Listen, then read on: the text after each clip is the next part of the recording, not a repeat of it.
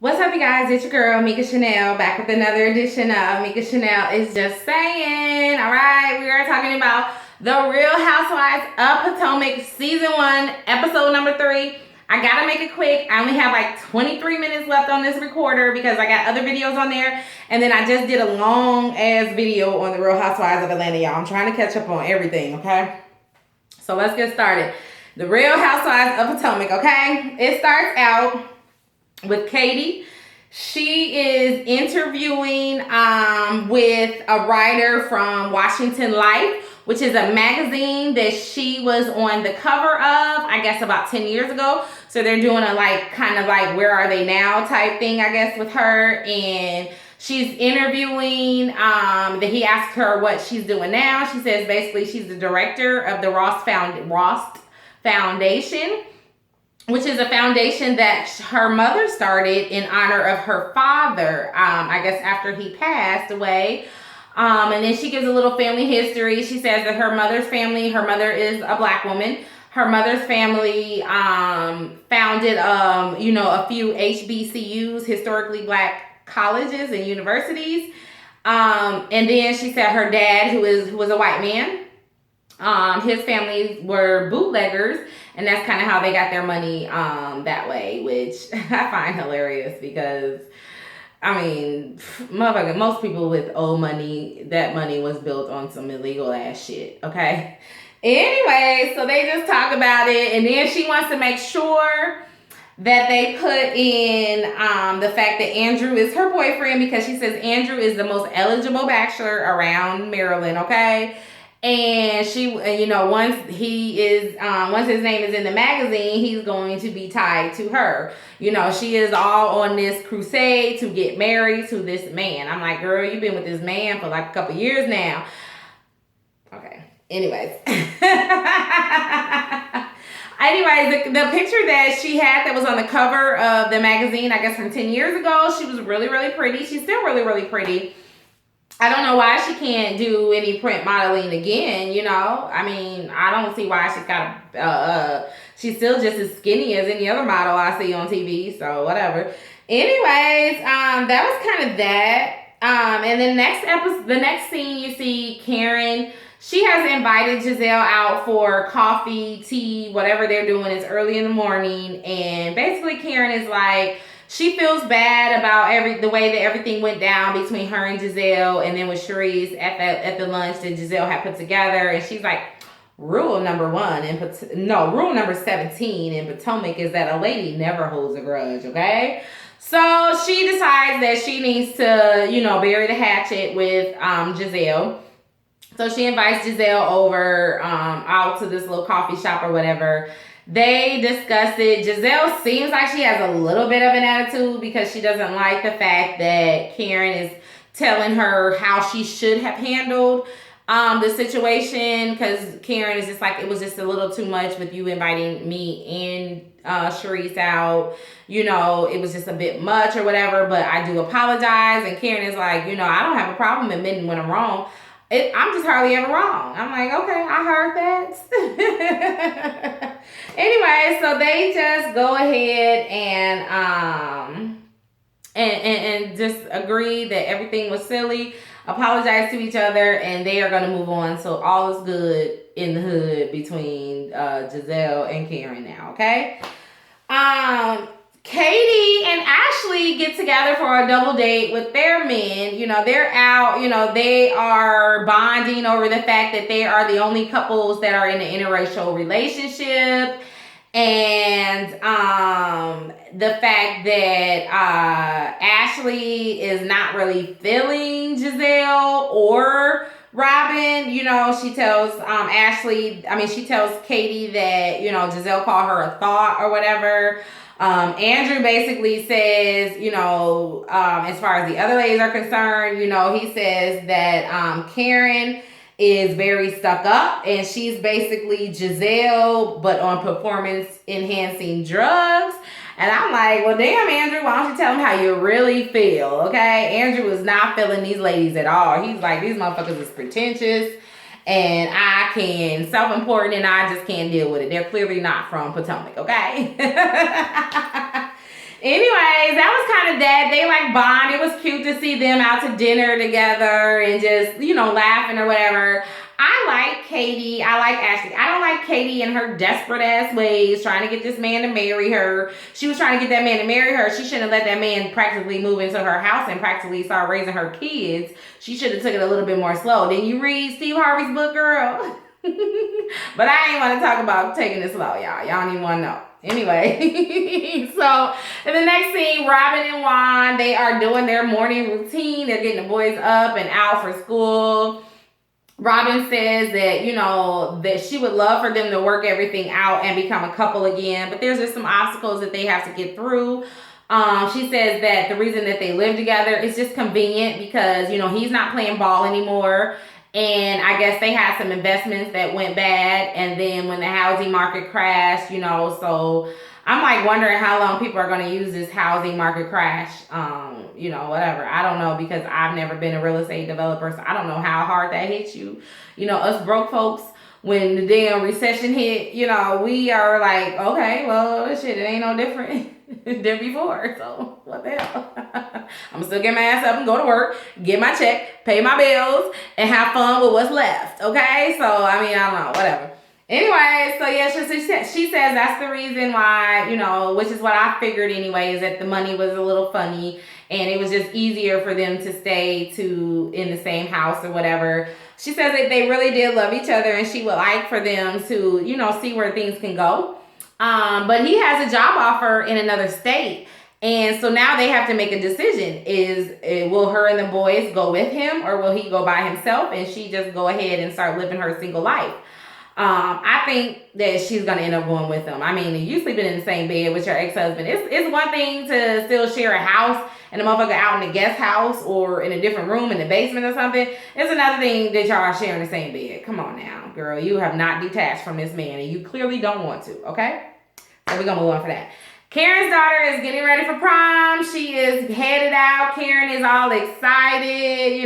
She's sending her daughter off to prom, which I know for a mother, that has to be very exciting. Like, anytime, like when my daughter and my husband went to the daddy-daughter dance a couple weeks ago, I was just like geeked up about that and getting her dressed up and everything. So I understand all that. Karen is just like, they taught their daughter to not see color, but to just make sure that the person has a good heart, they have good character and things like that. And then her daughter's date comes and he's a white guy. So I'm like, well, I saw that shit coming anyway, okay? My husband was actually watching the episode with me and I was like, because we moved out to the burbs now and that was one of his concerns by us moving to the burbs is that our daughter was going to start dating white boys. And I was just like, you know what? I don't mind it. It is what it is. I grew up in a more rural area too. I didn't grow up on the south side of Chicago like he did. I grew up in a more rural area of Illinois and interracial dating was not a big deal where I came from, and I don't see it as a big deal. But it's all about who you find that you connect with. It's one thing to say you're not going to ever date anybody in your own race. Now, you may have a little issue if that's the way you think. But it's another thing to just say you're open. You out, you partying, you living your life as a single person and you just meet who you meet. People come to you. It's one thing if you're only seeking this person outside of your race, but it's another thing if you're just open to whatever comes to you. And hey, it is what it is. So the white dude stepped to her, was like, hey, you want to go to the prom? My prom date was Mexican. And that's the only time I've ever dated outside of my race was on my prom. But hey, he stepped to me. And honestly, shit, he had the most money and was paying for everything. So I was like, hey, this is my prom date, y'all. Anyways, but that's the truth. That's how shit work out, okay? Get your shit together. Anyway, so then in the next episode, we see Karen, for some reason, she has Ashley and Katie modeling bathing suits for her and Sharice. So her and Sharice sitting out there. Karen says it's for her daughter. And I'm just like, well, first of all, Katie and Ashley have two different bodies. They're both, very pretty girls, but they have two different body shapes, And I'm like, so wouldn't you want someone more closer to your daughter's body shape to model the swimsuit so you can actually see how it's going to look on your daughter? Or, what's a good thing? maybe just have your daughter come and you guys try this swimsuits on as mother and daughter and have fun. But I get it. You needed a scene, so that is what it is. Ashley says she really likes Karen. She's down with Karen. She wants to be cool with Karen. She is trying to social climb, girl. I ain't mad at you, girl. Get your thug thizzle on, okay? Do what you need to do to get where you need to be, okay? Just don't knock people down and stab people in the back on your way. Other than that, I'm okay with what you need to do to get where you need. I mean, shit, you already done married the rich white man, you know, the rich older white man. You're halfway there, girl. You're halfway there.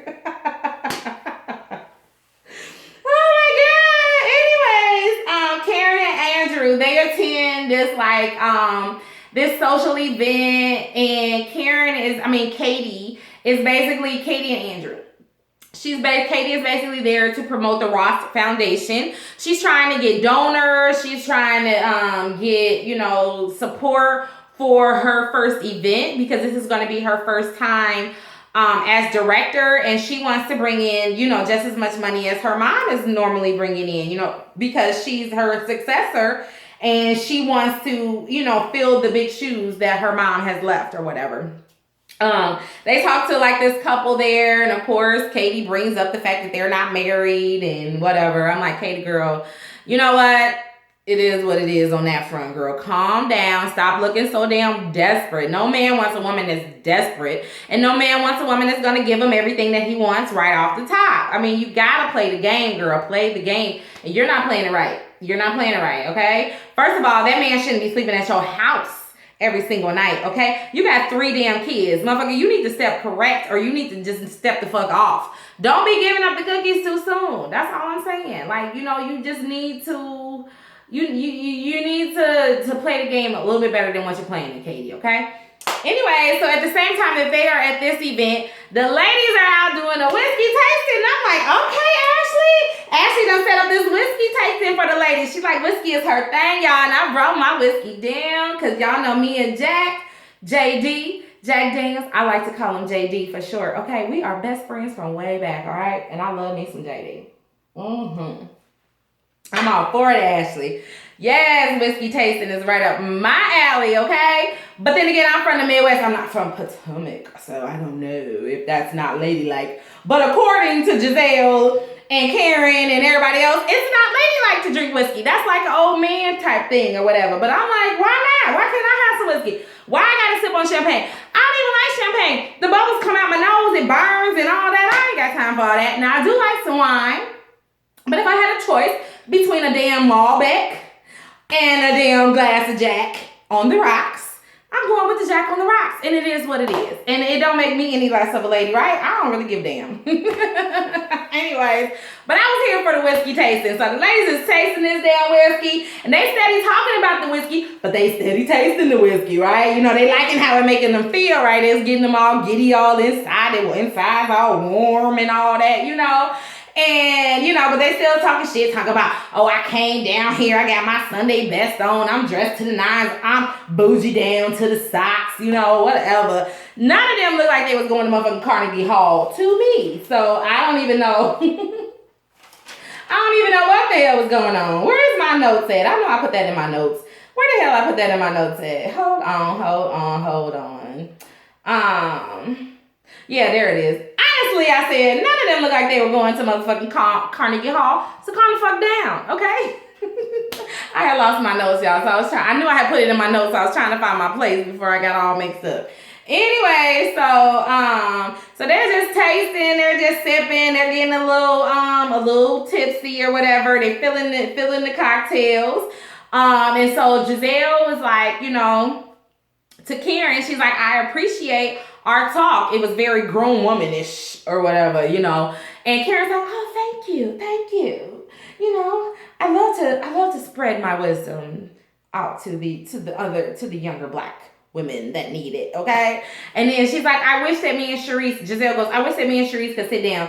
And Karen's like, well, you know, Sharice is sitting right here or whatever. And Sharice is like, hey, I'm right here, bitch. But I don't want to have nothing to do with you because I'm still mad about some invisible shit that you did at my house the other night during my crab boil or whatever. So, you know, they were like, you know, rolled their eyes at each other. Robin's like, look, y'all, we're not going to get anywhere. Just agree to disagree and move the fuck on, okay? somehow Ashley starts talking. I can't remember how it happened, but then Ashley was like, yeah, I think that you and I, Giselle, have some things to talk about. And Giselle's like, what? And Ashley's like, well, let's talk about it in private. She's like, no, let's talk about it. So Ashley's like, well, you called me a thought, and I didn't appreciate that. And Giselle was like, well, you were acting thoughtish. You were humping up on Robin's leg. Now, I'm sitting here watching this like, well, if I remember correctly from episode 2, or I think it was this is episode 3, right? Is this episode 3, y'all? Yeah, this is episode 3. So episode 2, if I remember correctly, she called her a thought when they were still sitting on the couches because some guy behind her had said something or whatever. That was before she started humping on Robin's leg, you know? So Giselle just had an issue with the girl off jump, but she didn't want to admit that or whatever. So she was just like, oh, well, you was humping all up on Robin's leg and only hoes do that. And Ashley's like, a hoe? Bitch, I'm married, okay? So how am I a hoe? First of all, hoes sleep with everybody. Did I sleep with her? Did I ask to take her home with me tonight? No, I did not. So, you know, you can't call me that or whatever. And Giselle's like, if I did anything to offend you, I'm sorry.